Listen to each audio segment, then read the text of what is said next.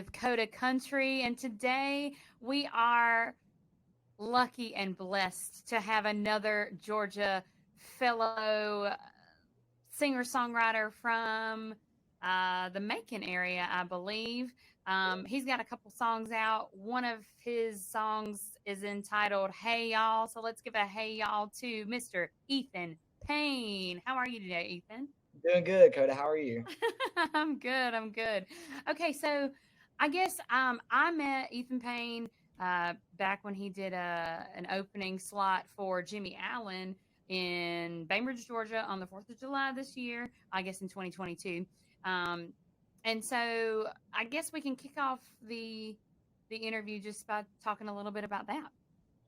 Yeah, that was fun. So I was sitting in a right up here in Nashville, and I had a really good buddy by the name of Nick Ollygood who actually had the slot before me, but he was like, "Hey man, I can't do it. Do you want to open for Jimmie Allen on the 4th?" I was like, "Yeah, is that a question? You know what I mean?" Like, so we took it, and me and my band we practiced for weeks and got our set list down, and one thing that I always wanted to do was walk out on stage with my band playing right before Nickelback came on. So we had that set up, which was pretty cool. Nickelback was a big influence of mine with music growing up. So that was a really cool show, and the crowd was crazy, and it was fun. Yeah, time. I think there was like 12,000 people in attendance there, so that was a very big show. It was the second biggest show since the whole Luke Bryan ordeal. So. Yeah, and so for the people who are listening who don't know much about Ethan, why don't you go ahead and tell us your story about performing with Luke and your history with that? Absolutely. So I feel like every time I sit down and do one of these interviews, it's so crazy that I even get to have this story behind my name, and I had never dreamed of it. So, but when I was 18 months old, I was diagnosed with cystic fibrosis, which is a disease that primarily affects the lungs and the pancreas for some people who don't know that. And I had always wanted to meet an artist. Like I loved music. My family loved music. My mama and my granny, we just loved music. And so I was like, you know what? I was at the time taking guitar lessons. You know, my grandma bought my first guitar when I was 8. So I took lessons for about a year and a half, 2 years from Young American Music in Macon. And I decided to venture out on my own and start learning myself. So picked it up, started playing, and I was like, you know, I want to meet Jason Aldean. And so they couldn't make the wish happen in the manner that they wanted it to. So they were like, well, how about you give us a second option? I was like, well, I don't want to really label it as a second option, but Jason Aldean and Luke Bryan are my two favorite. And the only reason that I had wanted to meet Jason was because he was from Macon. So I went with Luke Bryan, and I went in for a CF appointment, and they were like, by the way, you're going to Dallas, Texas to go meet Luke Bryan. And so we flew out there, and, you know, we did some of the, we had, I think it was 3 or 4 days that we were out there. And, you know, we went to a medieval times place where they make you eat with your hands. That was so cool. They gave me a little shopping spree. I love to shop. I am a habitual shopper. I love it. And then the last day, before we left the next morning, we got to go to this concert at AT&T Stadium, and Luke Bryan. And we get into this meet and greet, and it's like I'm 13 years old. I'm this little 5'6" or 7" kid, and you sit in this meet and greet, and you just see this big, you know, your superhero walk in the room, and it's just you're in an awe. And he could tell I had a guitar, and he kept looking at me and looking back and looking at me. And finally, they saved our meet and greet for the last so I can have a little bit more time with him.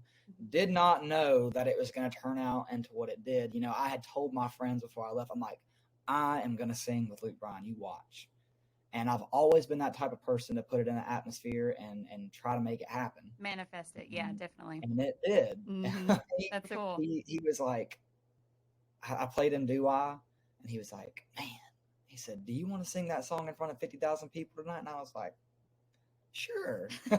You know what I mean? Yes, I'm like, no fear, absolutely. Yeah. And y'all welcome to the stage, Mr. Ethan Payne.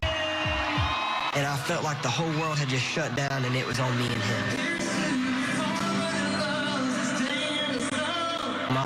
genuinely exploded. I wanted to cry. And so we got to, I've got videos on my phone from 2016 of just me walking into this backstage area where the big stage is in the arena, and you can just see all the people, the lights are on, and then I have it right. Like, the coolest thing about it was I got to give him a fist bump, like right before they shot him up onto the stage, which was really cool.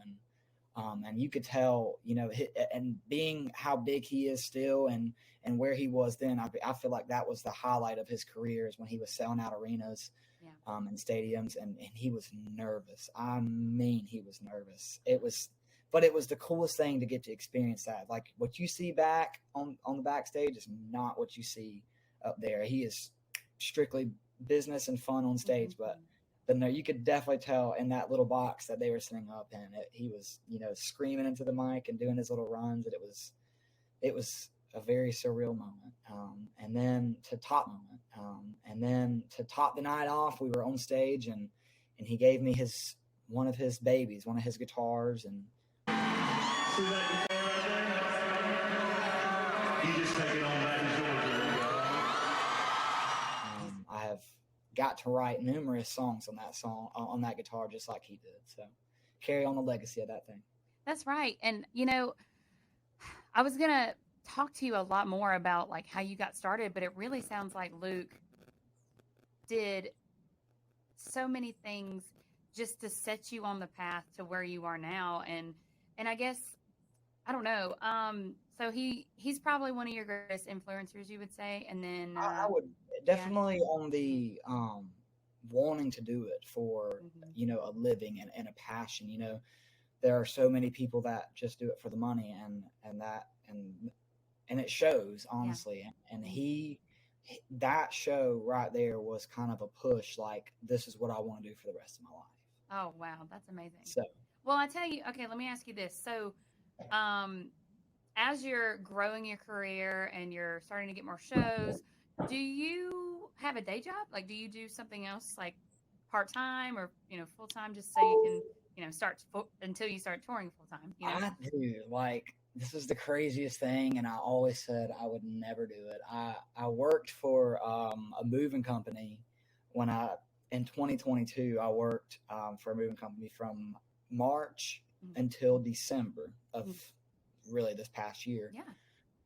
And then I was like, I said, I loved meeting with the clients. I loved being in that type of business, and it was really good to work. I mean, that was my first real job was doing moving. And then I was like, I'm ready for a big boy job.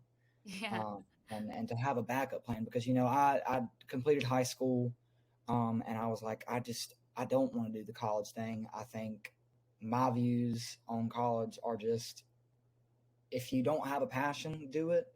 But if you have a passion for something, then you need to pursue that. And that was my outlook on that. And so this past week, for the last 2 months, I have been in my pre-licensing course for life insurance. And I just passed my exam this past week, and I'm officially a life insurance agent. Well, look at you. That's amazing. So I'll have to hit you up for a new life insurance policy when I need one. Great, good. Okay, that's amazing. Okay, and we talked a little bit about you performing live, because I've seen you live and you put on an awesome show. What is your favorite thing about live shows? Like, what do you love the most about being on stage? My favorite thing about live shows, especially with a crowd like that was in Bainbridge, it's just the jitters right before you walk on stage. Nobody gets to, there are people that can experience that type of thing in a different job setting, whether it's getting up and presenting in front of a bunch of people at a seminar or something like that. But my all-time greatest feeling is knowing that you're about to go on stage, work the crowd, and have a potential to mess up a lyric or break a guitar string. That is the coolest feeling to me, to know that I can go out there and work a crowd and do it semi perfectly, because you get it down to a T and you practice so much, and it's the best feeling to walk off stage and you have a crowd that is just going haywire and that wants to meet you, that right there is the coolest feeling, is getting to work a crowd and meet new fans that you have gained. Wow. Yeah. And I feel like you definitely gained a ton when I saw you that night. And I Yeah, loved that your grandma was in the audience too. I thought that was so endearing that she traveled all that way to come and see you. That oh was so yeah. sweet. Oh, it was a big ordeal. We had all my friends from town that I really wanted there. I had friends come down from Nashville. I had I call him, he's my roommate, but he's also like my tour manager / my Nashville dad. So it's like it was just a very, very, very cool experience. Yeah. Yeah. I love hearing about it after the fact too, because it's like I got to meet you but now knowing, how things went and how the show was amazing. Yeah, getting to hear that also is just so cool. Okay, so what's on your plans or your tour calendar coming up? What else do you have going on? What are you playing? So we are doing, I've got a lot of private events this year that we're starting to accumulate. One big one that is really going to stick out to me this year is we're doing. I met these guys at. They emailed me. It was a guy and a girl, and actually their granddaughter went to school with me. So, which was pretty cool. The most recent biggest show we've done was open for Josh Turner in my hometown, which was, oh my gosh, like a legend. Getting to open for a guy like that was pretty cool. So they, drove down and watched the show and took me out to dinner, which was pretty skeptical about. I've never done that before, so that was cool. But these guys, the best show that I get to put on this year is to play in front of this big barn full of kids who are around my age, who are a part of the Young Life community. And I think it's going to be a very, very good night. It's in April. But I think that's just going to be one of the shows that sticks out to me the most, because there's a big songwriter that I'm opening up for that's playing there that has written way, way, way more songs than me and many more hits. So I think that's going to be one of the highlights of my year. Ooh, is that a secret? The person you're opening for, is that a secret? Kind of. Oh, okay. I love secrets. Well, I can't wait to see how that turns out. A lot of he's written a lot of the songs that I got to grow up on. So. Well, that's awesome. Oh my gosh, it's like meeting another hero of yours. Wow. Oh yeah. Very cool. Okay. So talking about some of your favorites and some of the songs that you've grown up on, let's see. Who would be at the top of your list of artists who you would want to tour with right now? Or maybe like an artist from the past 50 years? Who is someone that you would really love to go on tour with? If I had to say in the last 50 years, from oldest to newest, there are two guys that I would, well, three. I got to watch Alan Jackson at the CMAs in person this past year play his last show, and I think that he would have been a really cool person to go on tour with back in the day, especially in the 90s and the early 2000s. Yeah. Another Georgia boy. Very cool. Yeah. And Scotty McCurry, I've kind of befriended him through my roommate over the past year. One of the first concerts I had been to in 5 years, I think it was, back in 2020, he invited us out to go watch 2 shows in North Carolina and South Carolina. It was at Coyote Joe's and Blind Tours, I think. Oh, yeah, very fun. Those were 2 fun shows. And then he invited us to hang out on his bus at the CMA Fest. That would be a guy I would love to, sit down and write a song with and go on tour with. He very, very homebody person, just kind of like me, and his music is very storytelling. A lot of the stuff that he writes about and gets from other guys are him in a song.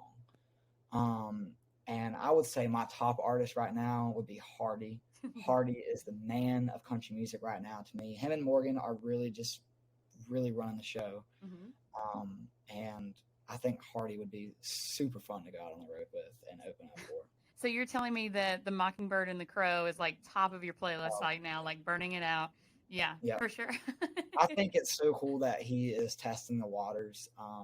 Specifically two of my favorite songs off of that album right now are Red with Morgan Wallen. That's such a very, very well written song.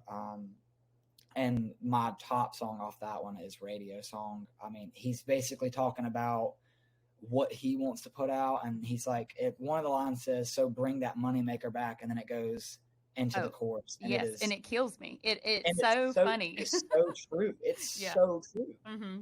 Oh yeah, I was saying the same thing the other day. Like, it's just the fact that he created this one little chorus of a song that like could sell out all the records, whatever, and then like it's almost comical, like that how he's like taking it and showing he can, and he can, because he is arguably one of the best writers that's ever come through Nashville.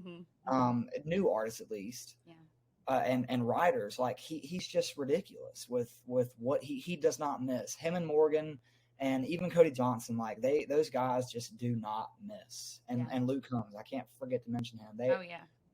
They are running the show, and it's ridiculous. And they are setting the bar very, very high for guys like me and my friends that are coming through. It's like, my gosh. But I mean, also like that, I'm like kicking, like, yeah, I did that. Exactly. And it's great to see something like that, because like you said, I feel like an artist like Hardy, Morgan Wallen, Cody Johnson, they all have their own little subset of what they're working on, but they're paving new ways for new artists to just kind of follow along and make their own way eventually, and like that's really encouraging too, and so talking about songwriting and how much you admire those guys, I think this is a really good time to talk about some of the stuff that you've written, or we can talk about something new, whatever you feel like. All about. Again, with the whole 4th of July thing, I wrote "Hey Y'all" with Nick Olligood and Marty Evans, who is still a songwriter, and it was one of my first writes on Music Row, actually, and went in there. I had gotten I'm pretty sure I brought Chick-fil-A for the guys that day, because I was like, dude, I want to write a banger.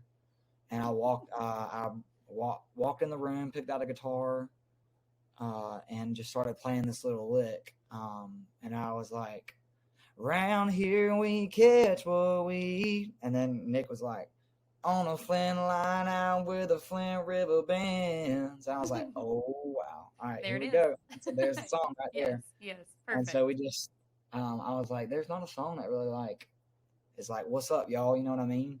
Cole Swindell has a song called "Hey Y'all," but it wasn't like a show opener. Like that's why I opened the show with that song, is because it's like, that's who I am. This is what I do. Welcome to my world. You know what I mean? It's a very good show opener song that allows the crowd to really, bop their head, and it's a very, very easily learnable song, I think. Yeah, sing along, if that's it's sing definitely along. a sing along song. Yeah.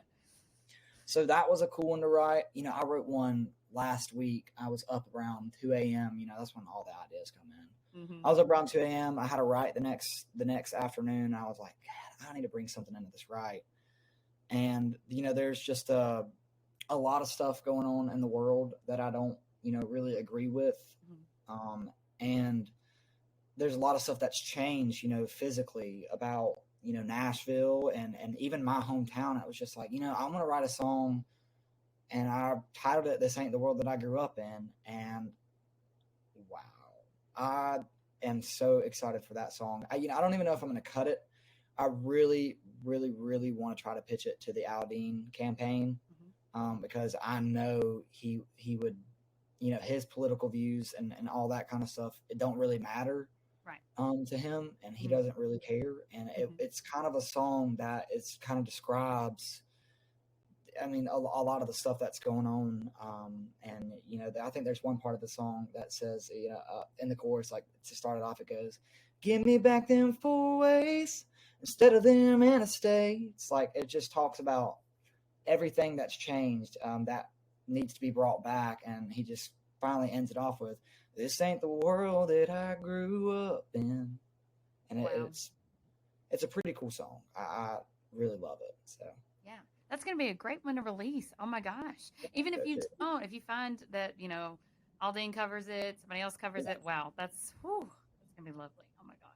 And then you said that you have something new coming out sometime soon. Oh Tell us yeah. about So that. we have got. Oh gosh, I've had this song called "What Grandpas Are For." I've teased it over the last 2 years, and it was the first song that I wrote when I came to Nashville, and it was just a surreal room vibe. Like I walked in to this room and I see all these plaques on the wall of the guys that I'm writing with, and we went to Kent Blazy's house. He was one of the writers, and he had RCA platinum plaques for "If Tomorrow Never Comes." Wow.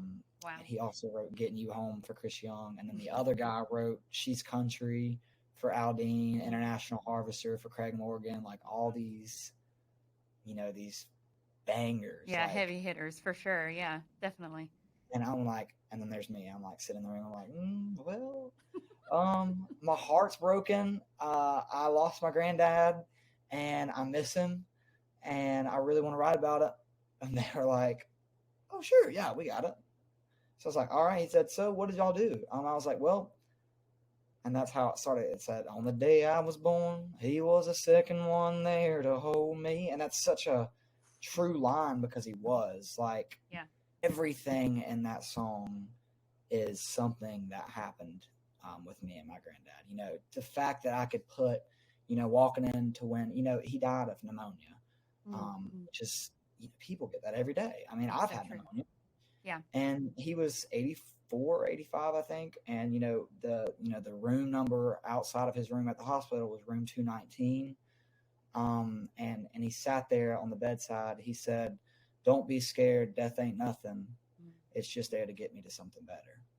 Wow. And that made me feel better. And I get to say that in that song like I'm talking. You know what it's just one of those songs that I feel like needs to do well, and I hopefully will do well, because I think it could be a real healer for people who have lost their granddaddy. Yeah, it sounds like you really do him justice in that song, and that's going to be something that the world is going to love to hear. I already know We it. played that 4th of July, and I have a video snippet on Instagram. I did another one. I played at Josh Turner too, and thank you. That's what Grandpa's for. Right after that first chorus, the crowd just loves the song. Like, it's very well received. They scream. It's a heavy hitter. It's definitely a shut the room type of down song. And every time I play it out, it's well received, and I think it's time for me to release it. I've went back and forth on like, I want somebody to cut it. I don't know, and I'm done.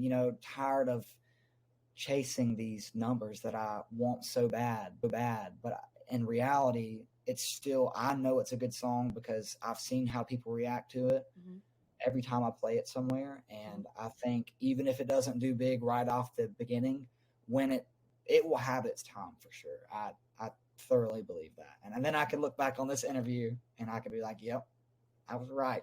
That's right. That's right. Oh my gosh. And when the day comes, I'll be like, do you remember when? Yes, I'll remind you.